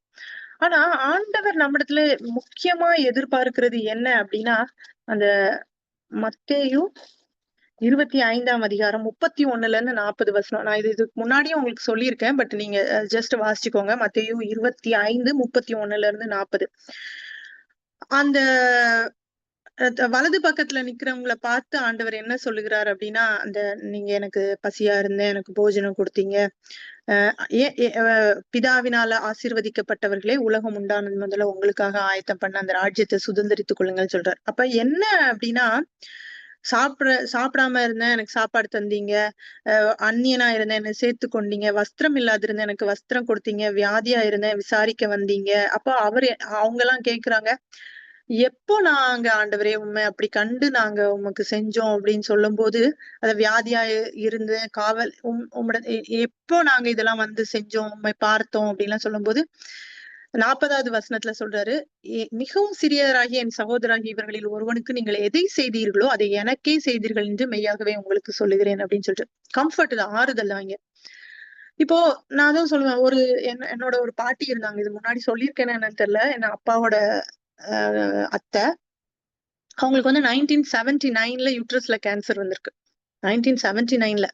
எனக்கு அப்பெல்லாம் தெரியும். நான் ஸ்கூல் படிக்கும் போது அவங்க வீட்ல எல்லாம் நான் போவேன். அப்போ அவங்க எப்படின்னா அந்த கேன்சர்ல இருந்து அடையார் கேன்சர் சென்டர்ல இருந்து ட்ரீட் பண்ணி கியூர் ஆயிருக்கு. அதுக்கப்புறம் அவங்க எப்படின்னா அவங்க எல்லா நாளும் சாயந்தரம் ஆன உடனே வீட்டு வேலை எல்லாம் முடிச்சிட்டு டீயை குடிச்சிட்டு வீட்டுல எல்லாம் இது பண்ணிட்டு யாராச்சும் ஒருத்தவங்க வீட்டுக்கு போய் விசாரிச்சு ஜோம் பண்ணிட்டு வருவாங்க. எல்லாம் வீடு அவங்க ஹஸ்பண்ட், அவங்க ஹோல் ஃபேமிலியும், அவங்க ரொம்ப ஒரு ஹை ஸ்டேட்டஸ்ல இருந்த லேடி. எல்லாரும் அவங்கள ரொம்ப அல்பமா திட்டுவாங்க. ஹஸ்பண்ட் திட்டுவார். வீடு வீடா போய் அவங்க குடுக்குற பொருட்கள், அவங்க எல்லாம் ஏதாச்சும் வீட்டுக்கு போனா நம்ம ஊர்ல எல்லாம் வீட்டுல காய்ச்சது அதெல்லாம் குடுப்பாங்களா, சில நேரம் அதெல்லாம் இதெல்லாம் வாங்குறதுக்கு தான் போறா அப்படிலாம் சொல்லிட்டு, அப்ப நான் கூட அவங்கள நினைச்சிருக்கேன். இந்த பாட்டிக்கு வேற வேலையே இல்ல. நான் சொல்லும் போது அவங்களுக்கு ஒரு 65க்கு மேல இருக்கும், 70 அந்த மாதிரி இருப்பாங்க. எவ்ரி டே போய் போய் யாரையாச்சும் மீட் பண்ணி அவங்கள பேசி அவங்க கிட்ட அவங்களுக்கு ஆறுதல் சொல்லிட்டு அவங்க வீட்டு கஷ்டம் எல்லாம் அந்த ஊரு மெஞ்ஞானபுரம், ஆக்சுவலி உங்களுக்கு எல்லாம் தெரிஞ்சிருக்கும்னு நினைக்கிறேன் அந்த ஊரு. எல்லா வீட்டுக்கும் போவாங்க. எல்லா வீட்டுல இருக்கிற பிரச்சனைகளும் தெரியும். எல்லாரோட வியாதி என்ன பிரச்சனை, அவங்களுக்கு என்ன இது இருக்கு, என்னன்னாலும் தெரியும். எல்லாருக்கும் ஜோம் பண்ணிட்டே இருப்பாங்க. அது அவங்க ஜோம் பண்ணி அது நடந்துதா நடக்கலையா அதெல்லாம் எனக்கு தெரியாது. ஆனா அப்படி ஒரு ஒரு டெடிகேஷன் இருக்கும். ஒரு வாட்டி எங்க வீட்டுக்கு வந்திருந்தாங்க. நாங்க எங்க ஊருக்கு வருவாங்க அப்பப்போ, எப்பயாச்சும் மந்த்லி ஒன்ஸ்லாம். என்னோட அணில் வந்து நான் வளர்த்த அணில் வந்து என்ன பண்ணிடுச்சுன்னா, தெரியாம திறந்து விட்டுட்டேன். கீழே இருக்கிற அடுப்புல அம்மா சுடு தண்ணி போட்டுட்டு இருந்தாங்க. உள்ள ஓடிடுச்சு. உள்ள ஓடிட்டு ஓடின ஸ்பீட்ல வெளியே வந்தா முடிய எல்லாம் கருகி அணில் அப்படியே வலியில துடிக்குது, அழுவுது. எனக்கு என்ன பண்ணணும்னே தெரியல. சின்ன வயசு. அம்மா நல்லா போட்டு அடி, அக்கா அடி, அண்ணன் அடி, எல்லாரும் அடி. நம்மளுக்கு என்ன தெரியும், நம்ம வேணும்னு விட்டோம். ஆனா அந்த அந்த அணில் அப்படியே வெறும் முடியே இல்லாம அப்படியே கரிஞ்சு போய் வெளியே அழுவுறேன். அது உயிரோட இருக்கு, கத்துது. எனக்கா ஒண்ணுமே பண்ண முடியல. கரெக்டா அந்த பாட்டி அப்ப வந்துட்டு ஜோம் பண்றாங்க. ஆண்டவரே அதுக்கு பலனை கூட, அதுக்கு வலியை எடுத்து போடும், அதுக்கு சுகத்தை கூட ஆண்டவரே, அது பிழைச்சிரும்ன்ட்டு அந்த பாட்டி ஜோம் பண்றத பார்த்துட்டு அண்ணன் வந்து பர்னால் என்னமோ வாங்கி எல்லாம் போட்டு எல்லாம் பண்ணா. உண்மையா சொல்றேன், எனக்குள்ள எப்படி அந்த அவ்வளவு அடியும் வாங்கிட்டு அந்த வலியையும் தாங்கிட்டு கண்டிப்பா அது காலையில பிழைச்சிரும் அப்படின்ற ஒரு ஒரு ஒரு நம்பிக்கைய அவங்களுடைய ஜெபம் கொடுத்தது, ஒரு ஆறுதலை கொடுத்துச்சு. மத்தவங்க எல்லாம் வந்து என்னுடைய வலிய புரிஞ்சுக்கவே இல்ல. நான் வளர்த்தது இப்படி ஆயிடுச்சுன்னா எனக்கு ஆனா போட்டு என்ன அடிக்கதான் செஞ்சாங்க, தப்பு பண்ணோன்ட்டு. ஆனா அந்த ஒரு யங் ஏஜ், ஒரு 7 இயர்ஸ் அப்படி இருக்கும்னு நினைக்கிறேன். அவங்க அவ்வளவு ஆறுதலையும் அவ்வளவு நம்பிக்கையும் கொடுத்துட்டு போகும்போது அப்பதான் நினைச்சேன். அதுக்கப்புறம் இப்போ லேட்டர் ஸ்டேஜ்ல நினைச்சேன், இந்த பாட்டிய பத்தி எல்லாரும் எப்படி எல்லாம் சொன்னாங்கல்ல, அவங்க எவ்வளவு பேருக்கு யூஸ்ஃபுல்லா இருந்திருப்பாங்கல்ல, எவ்வளவு பேரு ஆறுதல் படுத்தியிருப்பாங்கல்ல. அப்போ அந்த ஆண்டவர் வந்து அததானே பார்த்திருப்பாரு. மத்தவங்க இது என்ன ஜெபம், இவ சும்மா அந்த ஒரு மாதிரி ஒரு ஒரு வல்லமையா கூட ஜெபம் பண்ண மாட்டான்லாம் சொல்லி நான் கேள்விப்பட்டிருக்கேன். கியூட்டா ஜெபம் பண்ணுவான், ஆண்டவரே சுகத்தை கொடுமை, ஆண்டவரே ஸ்தோத்திரம் ஏசப்பா அப்படின்னு சொல்லிட்டு குழந்தைத்தனமா ஜெபம் பண்ணுவாங்க. ஆனா உண்மையா அது அது அது நிமித்தம் எவ்வளவு பேர் ஆறுதல் அடைந்திருப்பாங்க. அவங்களுக்கு அந்த அவங்க கடைசியில நல்ல வயதாகி ஒரு 85 தான் இறந்தாங்க. எந்த பலவீனமும் அதுக்கப்புறம் அந்த கேன்சர் அவங்களை தாக்கவும் இல்ல. அப்ப பாத்துக்கோங்க ஆண்டவர் எப்படி ஒவ்வொருத்தரையும் பயன்படுத்துறாரு. இப்ப ஆண்டவர் உண்மையா சொல்றேன், நான் எப்பவுமே இப்ப எல்லார்கிட்டயும் சொல்றது என்னன்னா, ஆண்டவர் செம்மறியாடையும் வெள்ளாடையும் எப்படி பிரிச்சாரு, எந்த பேசிஸ்ல பிரிச்சாரு? நம்முடைய நற்கிரியைகளின் நிமித்தம் தான் அவர் அங்க பாக்குறாரு. நம்ம யாருக்கெல்லாம் ஆறுதலா இருந்தோம். இதுல பாத்தீங்கன்னா ஃபுல்லா ஆறுதல் தான். நான் இங்க ஆறுதல்ன்ற வார்த்தை இல்ல. ஆனா வஸ்திரம் கொடுத்தீங்க, சாப்பாடு கொடுத்தீங்க, காவலில் இருந்ததை பார்க்க வந்தீங்க. இங்கெல்லாம் காவலில் இருந்த நம்ம பார்க்க போனா அவன் தப்பு பண்ணிட்டு போய் கிடக்குறான், அவனை போய் பார்த்துட்டு இவளும் பாவத்தை சேர்த்துட்டு வர போறான் அப்படின்னு சொல்லுவாங்க. சோ அந்த மாதிரி காரியங்கள் தான். அப்போ இந்த மிகவும் சிறியவராய என் சகோதரனான இவர்களில் ஒருவனுக்கு நீங்க எவ்வளவு ஆறுதலா இருந்தீங்களோ அது எனக்கு தான் நீங்க செஞ்சீங்க அப்படின்னு ஆண்டவர் சொல்லுகிறார். அப்ப அந்த அன்பு கூறுகிற காரியத்தை அவர் நமக்கு என்ன பண்ணுகிறார், கற்றுக் கொடுக்கிறார். அப்போ எல்லா விதத்திலையும் நம்மளுக்கு ஆறுதல் செய்கிற தேவனா இருக்கிறார். அதான் தாவீது சொல்லும் போது சங்கீதம் 23:4 வாசிக்கலாம்.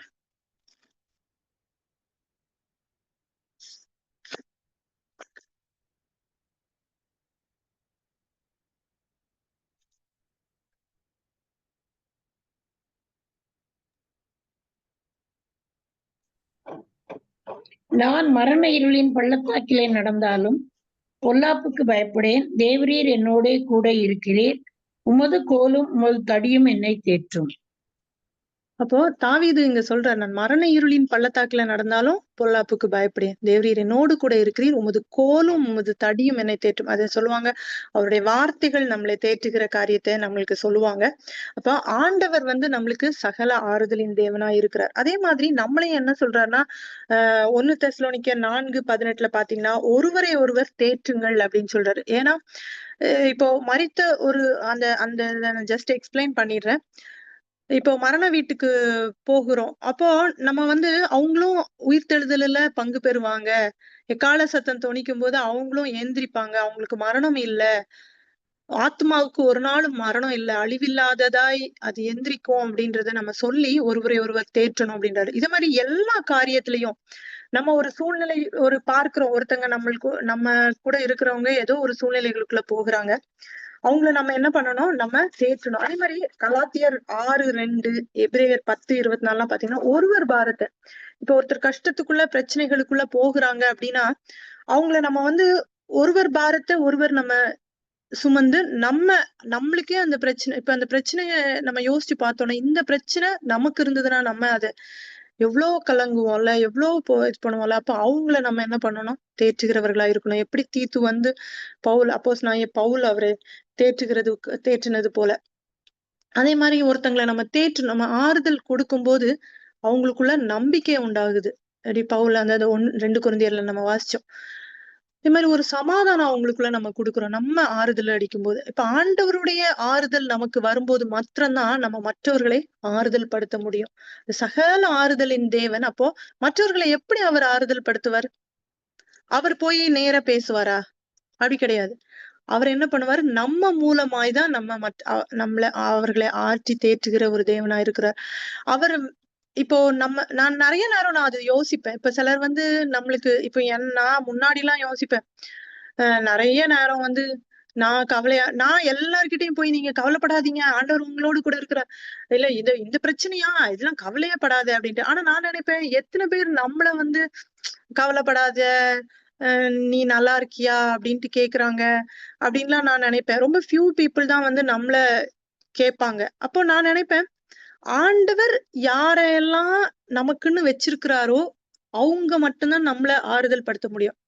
அவங்க மூலமா மாத்திரம்தான். ஏன்னா அதுதான் நம்மளுக்கு என்ன பண்ணும், ஒரு நம்பிக்கையை கொடுக்கும், ஒரு சமாதானத்தை கொடுக்கும், ஒரு குணம் உண்டாகும். ஒரு இருதயம் நொறுங்குண்டவர்களுக்கு காயம் கட்டுதல் எப்படி உண்டாகும்? ஆண்டவர் யார அனுமதித்திருக்கிறாரோ, அப்ப யாரு இவங்க வந்து நான் இங்க போனேன், இந்த பிரச்சனையில இருந்தேன், இவங்க என்கிட்ட ஒரு வார்த்தை கூட இவங்க என்கிட்ட பேசல, இவங்க ஒரு வார்த்தை கூட என்கிட்ட சொல்லல அப்படின்னு நம்ம நிறைய நேரங்கள்ல கவலைப்படுவோம். ஒரு ஆறுதல் கூட சொல்லலப்பா அப்படின்னு. ஆனா ஆண்டவர் அதை அனுமதிக்கிற காரியம் இல்ல. ஆண்டவர் யாரை கொண்டு நம்மள ஆறுதல் செய்யணும்னு விரும்புறாரோ, ஆண்டவர் நம்மளுக்கு ஆறுதல் செய்யற அவருடைய ஆறுதலின் வார்த்தைகள் யார் மூலமாய் நமக்கு கிடைக்குதோ அந்த ஆறுதல் வரும்போதுதான் நம்மளுக்குள்ள ஒரு நம்பிக்கை, ஒரு சமாதானம், ஒரு சுகம் உண்டாகிற ஒரு காரியம். அதான் ஆண்டவரும் வந்து இயேசு கிறிஸ்து இந்த உலகத்துல இருக்கும்போது யோவான்ல சொல்றாரு, உங்கள் இருதயம் கலங்காதிருப்பதாக, நான் போறேன், நீங்க கவலைப்படாதீங்க, நான் உங்களுக்காக ஒரு ஸ்தலத்தை ஆயத்தம் பண்ணி வைக்கிறேன் அப்படின்னு சொல்லிட்டு அவர் நம்மள என்ன பண்றார், சீஷர்களை அங்க ஆறுதல் படுத்துறார். அதே போலதான் நம்மளையும் அவர் ஆறுதல் படுத்துறார். அதே மாதிரி ஆவியானவராகிய தேற்றவாளர்னால என்ன, தேற்றுகிறவர்னால என்னது, ஆறுதல் படுத்துகிறவர். அவர் நம்மள அவருடைய பேரே சகல விதமான ஆறுதலின் தேவன். அவர் இயேசு கிறிஸ்துவை இந்த உலகத்துக்கு அனுப்புனாரு, நம்மளுக்கு இந்த உலகத்தின் காரியங்களை கற்றுக் கொடுத்தாரு, நம்மளுக்கு ஒவ்வொரு நாளும் நம்முடைய சூழ்நிலைகளை எப்படி, இந்த பாடுகள் உபத்திரவங்கள்ல நம்ம எப்படி பொறுமையா இருக்கணும், எப்படி அதை ஃபேஸ் பண்ணணும் அப்படின்றது எல்லாத்தையும் நமக்கு கற்றுக் கொடுத்தாரு. அதே போல இப்பொழுது பரிசுத்த ஆவியானவராகிய தேற்றவாளன் நம்மளோடு கூட இருந்து நம்மளுக்கு நம்மளை ஆறுதல் படுத்துகிறவரா இருக்கிறார். நீங்க பாத்தீங்கன்னா யோவான் 14, 16, 17 வாசிக்கலாம்.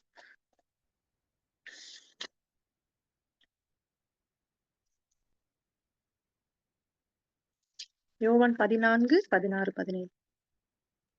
நான் பிதாவை வேண்டிக் கொள்வேன், அப்பொழுது என்றென்றைக்கும் உங்களுடனே கூட இருக்கும்படிக்கு சத்திய ஆவியாகிய வேறொரு தேற்றரவாளனை அவர் உங்களுக்கு தந்தருளுவார். உலகம் அந்த சத்திய ஆவியானவரை காணாமலும் அறியாமலும் இருக்கிறபடியால் அவரை பெற்றுக்கொள்ள மாட்டாது. அவர் உங்களுடனே வாசம் பண்ணி உங்களுக்குள்ளே இருப்பதால் நீங்கள் அவரை அறிவீர்கள். ஆமென். அதே மாதிரி 18ஆம் வசனத்துல, நான் உங்களை திக்கற்றவர்களாக விடேன் அப்படின்னு சொல்றாரு. அப்போ அவர் நம்மள திக்கற்றவர்களாய் ஒரு நாள் விட மாட்டார். அவர் நம்மளுக்கு ஆறுதல் அளிக்கிற தேவனாய் நம்மளோடு கூட தான் இருக்கிறார். அப்போ அதுக்கப்புறம் பாத்தீங்கன்னா தேவ வசனத்தினாலும் நம்மள என்ன பண்ணுகிறார், ஆறுதல் படுத்துறார். ரோமர் 15:4 வாசிக்கலாம். ரோமர் 15:4. தேவ வசனத்தினால் உண்டாகும் பொறுமையினாலும் ஆறுதலினாலும் நாம் நம்பிக்கை உள்ளவராகும்படிக்கு முன்பு எழுதியிருக்கிறவர்களை எல்லாம் நமக்கு போதனையாக எழுதியிருக்கிறது. அப்போ தேவ வசனத்தை நம்ம படிக்க படிக்க நமக்குள்ள ஒரு ஆறுதல் உண்டாயிருது. நான் சொன்னேன், ஆறுதல் கொடுக்கும்போது அந்த இடத்துல என்ன வரும், நம்ம ஒருத்தங்களுக்கு ஆறுதல் கொடுக்கும்போது என்ன வரும், நம்பிக்கை உண்டாகும், ஒரு சமாதானம் உண்டாகும், ஒரு சுகம் உண்டாகும். நம்முடைய ஆறுதலின் வார்த்தைகள் மற்றவர்களை எப்படி பட்டணும், அவங்களுக்கு நம்பிக்கையை கொடுக்கணும். யார் மேல, ஆண்டவர் மேல. அவங்களுக்கு ஒரு சமாதானம் உண்டாகணும். அப்படியே மனசு, எப்பா அந்த சிஸ்டர் வந்து பேசிட்டு போனாங்க, ஒரு ஆறுதல். ஆனா நம்ம சுய பலத்தினால போய் எதையும் சொல்லக்கூடாது. அதெல்லாம் அந்த சிஸ்டர் சொன்ன மாதிரி ஹர்ட் பண்ணலன்னு நான் நினைச்சிட்டு இருப்போம். ஆனா நம்ம மத்தவங்களை ஹர்ட் பண்ணி போட்டுரும். எதுவா இருந்தாலும் அது தேவ பலத்துல ஆண்டுடைய சித்தம் இருந்தா அதான் நம்ம அந்த காரியங்களை செய்கிறதா இருக்கணும். அப்போ பிதாவாகிய தேவன் நம்மள எப்படியெல்லாம், அது அவர் சகல விதத்திலையும் நம்மள என்ன பண்ணுகிறார், ஆறுதல் படுத்துகிற தேவனா இருக்கிறார். அவருடைய வார்த்தையினால, அவருடைய ஆவியானவரை நமக்கு அனுப்பி அவர் நம்மளை ஆறுதல் படுத்துகிறவரா இருக்கிறார். அதே மாதிரி நீங்க பாத்தீங்க அப்படின்னா 2 தெசலோனிக்கேயர் 2:16 நம்முடைய கர்த்தராகிய இயேசு கிறிஸ்துவும் நம்மிடத்தில் அன்பு கூர்ந்து நித்திய ஆறுதலையும் நல் நம்பிக்கையும் கிருபையாய் நமக்கு கொடுத்திருக்கிற நம்முடைய பிதாவாகிய தேவனும் உங்கள் இருதயங்களை தேற்றி எல்லா நல் வசனத்திலும் நற்கிரியிலும் உங்களை ஸ்திரப்படுத்துவாராக அப்படின்ட்டு. நித்திய ஆறுதல் அப்படின்னு சொல்லும் போதே வேதத்துல நான் தான் சொல்லுவேன், நித்திய அப்படின்னாலே அது என்னைக்குமே அழிவில்லாதது. நித்திய கிருபை, நித்திய ஜீவன், நித்திய ஆறுதலை நமக்கு கொடுக்கிற நம்முடைய தேவனா இருக்கிற நித்திய ஆறுதல். நீங்க பாத்தீங்கன்னா எல்லா ஆறுதல்ன்ற இடத்துல ஒரு நம்பிக்கையும் அங்க கொடுத்துறார். அவருடைய ஆறுதலின் வார்த்தைகள் நமக்கு எல்லாம் என்ன வருது, அவர் மேல நமக்கு ஒரு நம்பிக்கையை கொடுக்குது, நம்முடைய எதிர்காலத்தை குறித்து நமக்கு ஒரு நம்பிக்கையை கொடுக்குது, நம்முடைய வாழ்க்கையை குறித்து நம்பிக்கையை கொடுக்குது. கர்த்தர் தாமே இந்த வார்த்தைகளை ஆசீர்வதிப்பாராக.